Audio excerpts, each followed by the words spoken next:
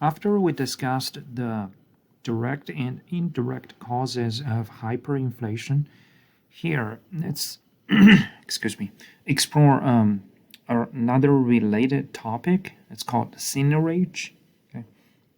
Before we explain the meaning of this term, let's think about three possible ways for a government to finance its spending. Okay. Again, I would encourage you to pause the video and think about this and see how many ways you can come up with using your common sense. All right. Now, I guess most of you could say, tax, right, or taxation, and sorry, that means the government can legally collect the tax revenues or tax dollars from its citizens. Okay. The second way is borrowing. Okay, so if the government could not, for any reason, raise its tax revenue, but it's running a budget deficit, so it probably will go to the financial market, like the bonds market, and issue the treasury bonds. Okay, so the government can borrow money to fill in the holes in its budget. Okay, of course, in the future, it has to pay it back. Okay, but in the short run, at least, borrowing is a very important way for a government to finance its budget. Okay, finance its spending, and this is especially true these days for the U.S. federal government. Okay, compared to these two ways to finance the government spending, the third way is less debated. Okay, and a government can actually, raise the revenue to finance its budget by printing money. This is so-called seigniorage. Okay, seigniorage is a French term. Again, it means the government raises revenue from printing money. Okay, now here we can use a very simple hypothetical example to explain the intuition.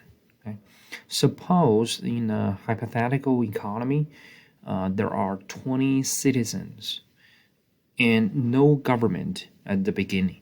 Okay, and here, suppose every citizen has $20. Okay, and so the total would be $400, right? 20 citizens and $20 each person. So the total will be 20 times 20, $400 in this economy, right? Suppose they all spend money purchasing oranges, okay? Following the example we used before. So there's no any other products or services they could purchase. Okay, again, just to help us simplify the analysis. Now, the government comes in and said that you guys, the government decides to print more money. Let's say the government prints $400 more. Okay, so these are the new money. And then the government, when we look at the total amount of money in this economy, it becomes $400 held by the citizen and $400 held by the government, right? And the government also uses the newly printed money to purchase oranges on the market. You find that eventually, based upon the quantity equation of money, the price of oranges will go up by 100%, right? However, you would find that, for the $400 held by the citizen, they would only be able to buy half of the oranges they could buy before the government printed money, right? In other words, the newly printed money actually eats half of the purchasing power of the money the citizens had, right? So the government, that's how the government raised the revenue, okay, by printing the new money, all right? Because every new dollar printed by the government has its purchasing power, right? Even though because of the injection of the new money, every dollar becomes less valuable. But again, the dollars newly printed by the government, the cost is near to nothing compared to its face value, right? So it actually takes away the wealth from the citizen, all right? How much it takes away? So the amount of seigniorage varies across countries, okay? And also the historical periods of a country. So these days, we find that the U.S. Federal Reserves, for the amount of money printed, it raises about 3% of the government revenue from doing that. Okay. However, in some European countries like Greece and Italy, this number is 10%, especially during the European debt crisis, which broke out several years ago. All right. And during the hyperinflation, okay, when the inflation is pretty bad, you would find that this is actually the main source of government revenue. Now, this is pretty easy to understand because during the hyperinflation, as we saw before in Zimbabwe, in Weimar Republic, the inflation rate in each month is already, over the roof, right? We cannot, even rate out that number. It's just super high, okay? More than a billion or a trillion%. All right. So the tax revenue collected by the government is always, lagged or behind the inflation, right? So, for example, at the beginning of the month, the government or the tax code suggested that you need to pay $100 based upon your sales, right, or your property. But you actually pay that amount by the end of the month. It takes time for the government to collect the information.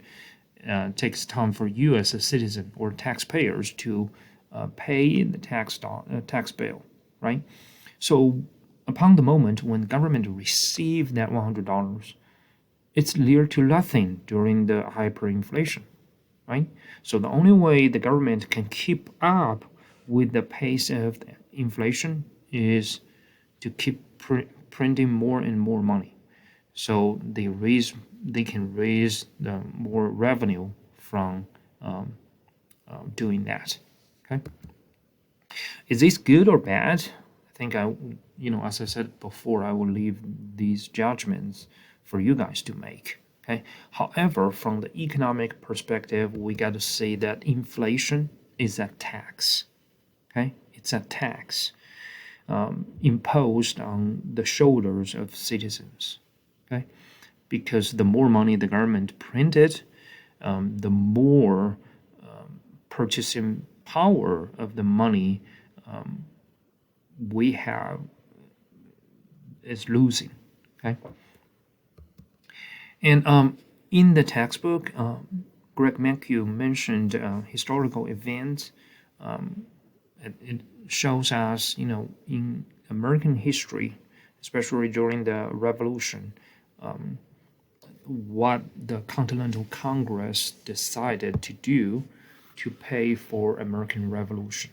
Okay? So if you go back and look at these historical numbers, you would find that,